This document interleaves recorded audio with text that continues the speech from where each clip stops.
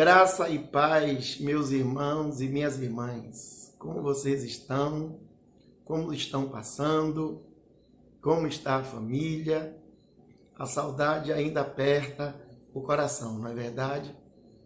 Mas nesses dias, irmãos, de isolamento social, eu queria lembrar que nós precisamos lembrar e dar assistência uns aos outros. Cuidar uns dos outros. Por isso, lembre aí, pegue seu celular, pegue a sua antiga agenda, procure alguém que você possa ligar, dar uma palavra de consolo, de conforto, uma palavra de ânimo, uma palavra de fé, uma palavra de esperança, mandar para ele uma oração, um louvor, uma música bem entoada.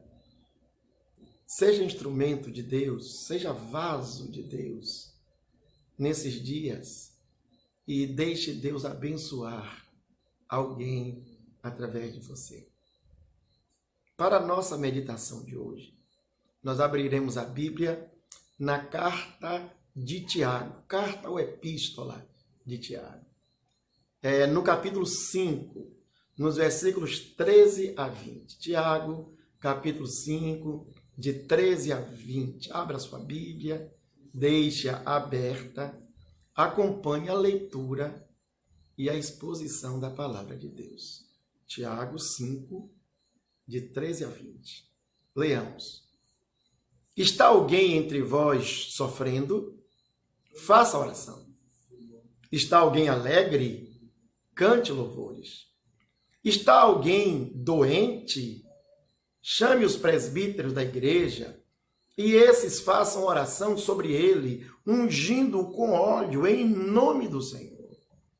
E a oração da fé salvará o enfermo, e o Senhor o levantará. E se houver cometido pecados, ser-lhe-ão perdoados. Confessai as vossas culpas, os vossos pecados uns aos outros, e orai uns pelos outros, para seres curados. Muito pode em sua eficácia a súplica do justo. Elias era um homem semelhante a nós, sujeito aos mesmos sentimentos, e orou com instância para que não chovesse sobre a terra. E por 3 anos e 6 meses não choveu. E orou de novo, e o céu deu chuva, e a terra fez germinar os seus frutos. Meus irmãos,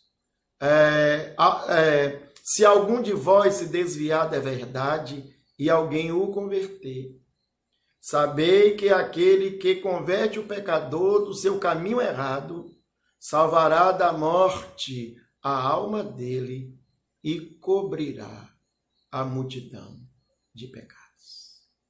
Vamos orar? Curve sua cabeça, feche os seus olhos e vamos falar com Deus.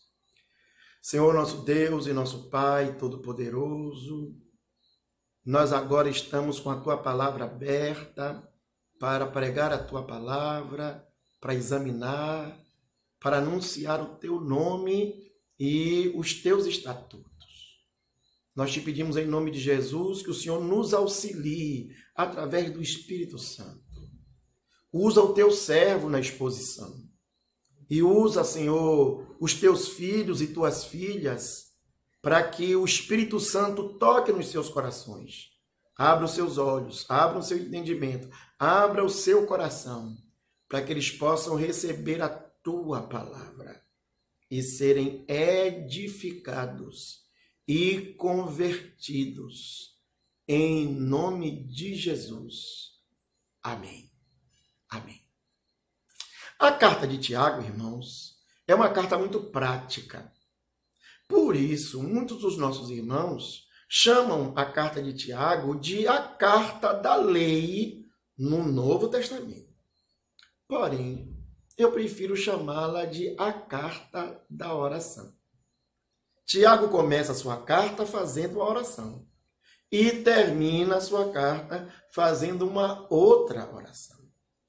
Ele mostra-nos aqui a ênfase que precisamos dar a esse meio de graça, que é a oração.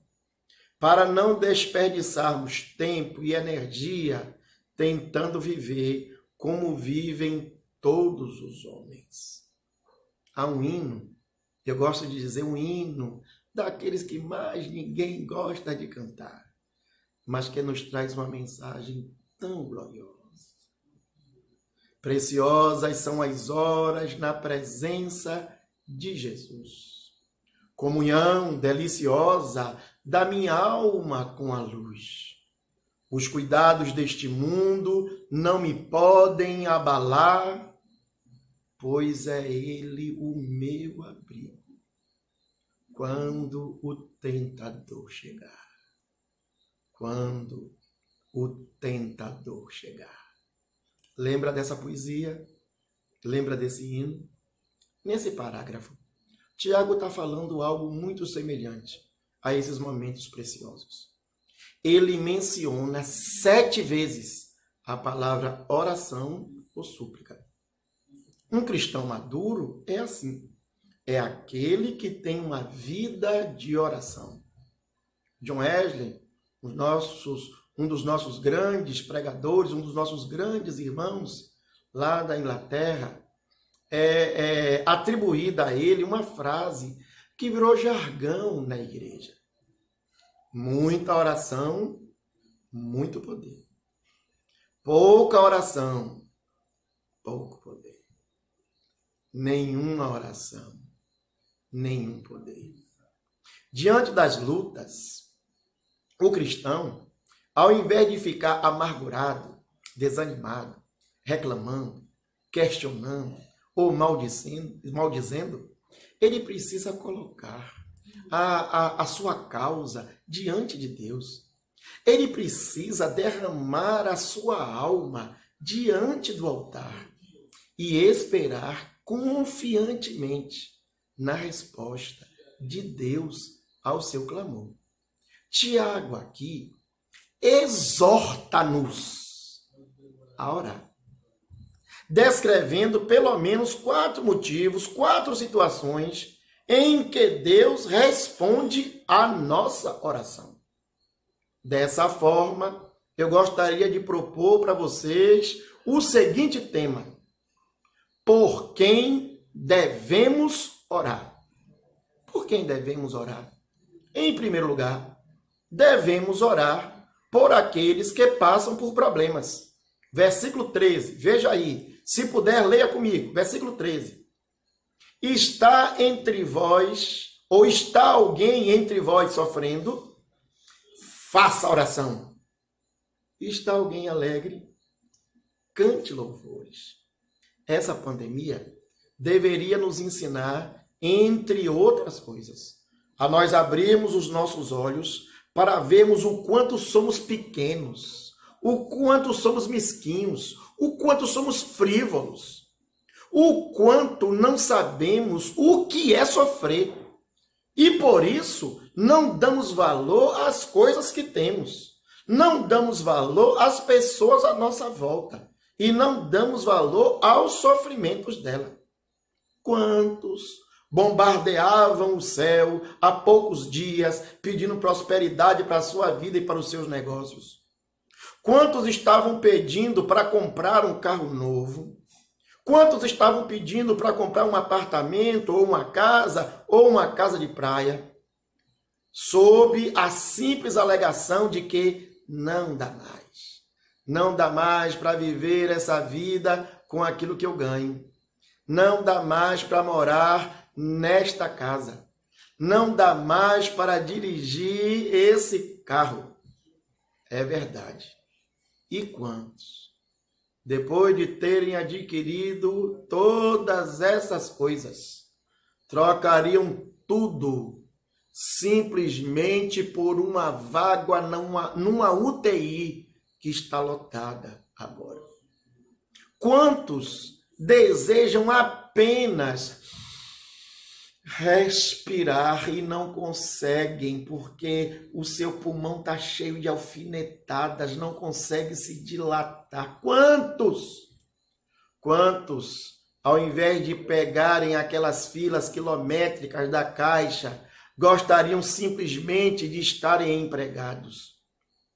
Quantos que brigavam com seus filhos há dias atrás por causa da casa desarrumada, ou com seus pais porque pegavam nos seus pés e reclamavam diuturnamente?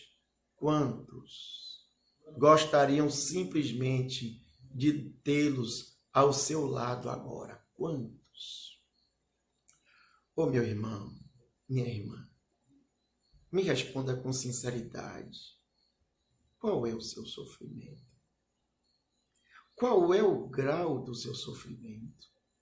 O sofrimento é provocado por circunstâncias adversas: saúde, finanças, família, relacionamentos, decepções. Diante do sofrimento e dos problemas, não murmure, ore. A oração remove o sofrimento quando essa remoção é da vontade de Deus.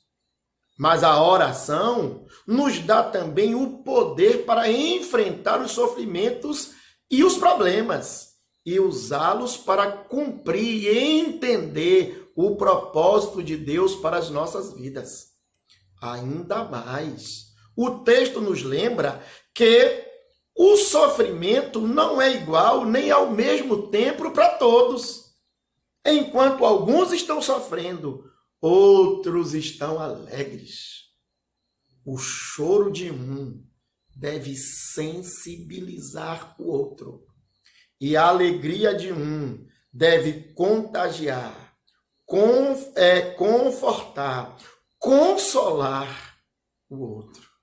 Se você está bem, se você está alegre, se você está satisfeito, se você está em festa, seja um instrumento de Deus para socorrer alguém que sofre. Em segundo lugar, Tiago nos diz por quem devemos orar. Devemos orar pelos que estão doentes. Vejam aí, versículo 14 a 16.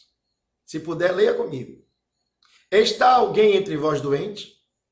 Chame os presbíteros da igreja, e esses façam oração sobre ele, ungindo-o com óleo em nome do Senhor. E a oração da fé salvará o enfermo, e o Senhor o levantará. E se houver cometido pecados, ser-lhe-ão perdoados. Confessai os vossos pecados uns aos outros e orai uns pelos outros, para serdes curados. Muito pode, na sua eficácia, a súplica do justo. Um dos tentáculos da teologia da prosperidade é que o sofrimento e a doença são culpas de um pecado específico. Por isso, antes de darmos o socorro e o remédio, muitas vezes aplicamos a pena como um carrasco. Tá vendo? Isso é pecado. É juízo de Deus na sua vida. Você está pagando por alguma coisa que fez. Eu não lhe disse. Você não se cuida. Você saiu na rua sem máscara. Você está assim ou assado. Se cansou, meu irmão? Mas muita gente repete isso 1000 vezes e mata o doente muito mais do que a própria doença. Há 2 aspectos aqui que eu gostaria de abordar, pois considero muito importantes. No Velho Testamento, o sacerdote, uma autoridade espiritual, diversas vezes funcionava como autoridade médica. Era ele quem diagnosticava algumas doenças, determinava o tratamento para o enfermo, inclusive o isolamento social. Lá também existia isolamento social. E era ele quem declarava quando o paciente estava curado.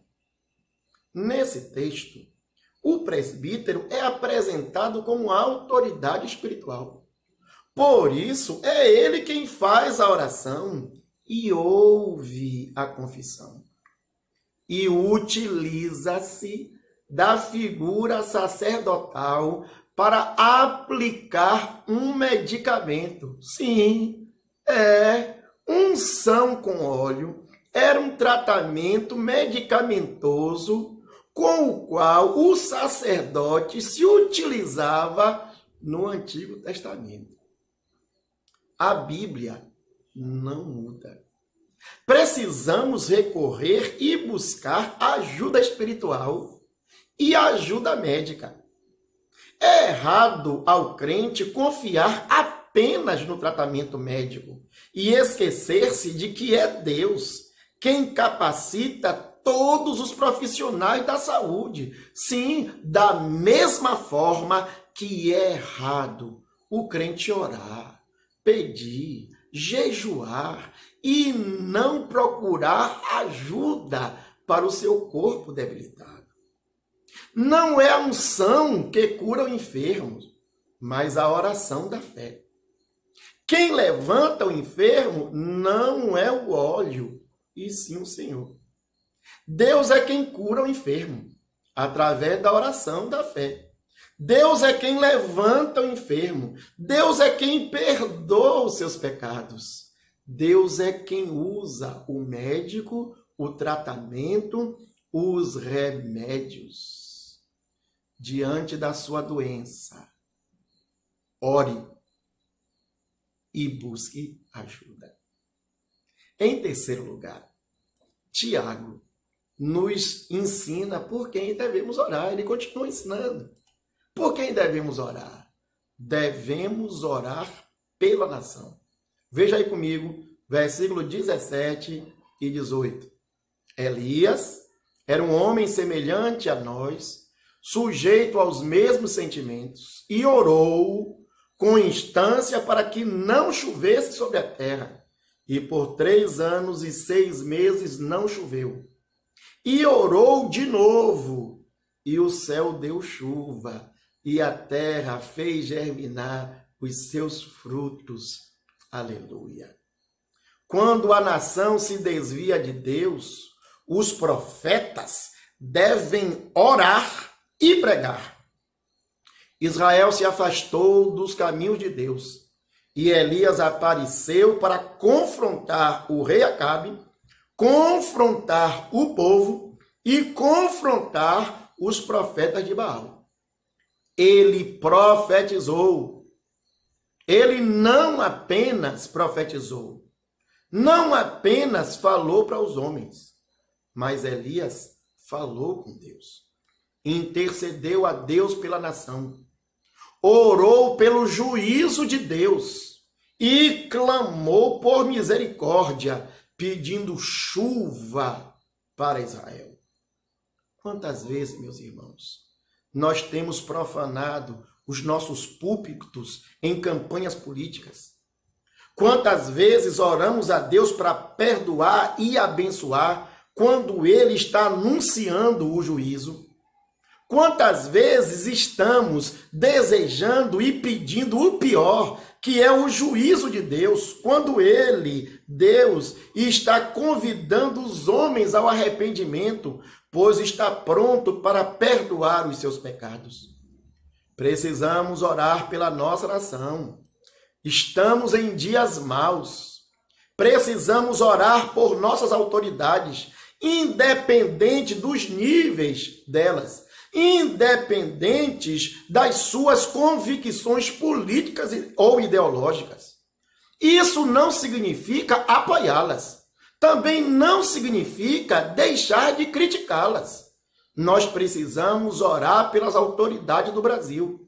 Precisamos orar pelo povo brasileiro, por aqueles que morrem nas filas dos hospitais, por aqueles que são vítimas da seca, por aqueles que estão desempregados, por aqueles que estão em situação de rua, por aqueles que sofrem violência, inclusive dentro de casa, pelos empresários honestos que geram um ou milhares de empregos, pelo trabalhador agrícola, familiar, a economia de subsistência e pela agroindústria.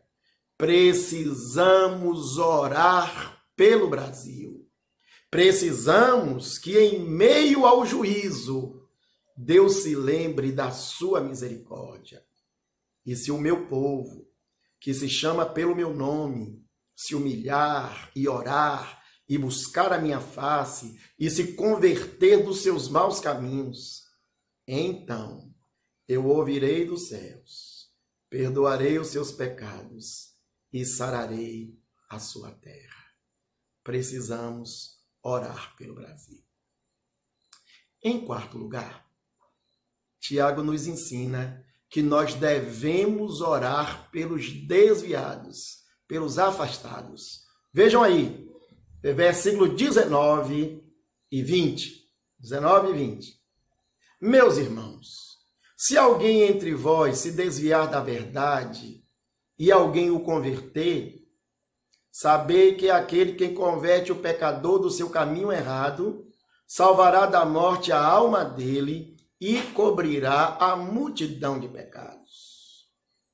Quando um crente se desvia, devemos falar de Deus para ele e dele para Deus. Salomão diz que um só pecador, um só, destrói muitas coisas boas. Eclesiastes 9, versículo 18. O problema da imoralidade, da desonestidade, da corrupção que impregnou o Brasil, todos nós já conhecemos e já nos indignamos. Mas o pior, irmãos, é que nos acostumamos, nos acomodamos e encobrimos quando essa corrupção ocorre no meio da igreja. Que vergonha. Levantamos a voz para dizer que somos cerca de 30 milhões de evangélicos no Brasil.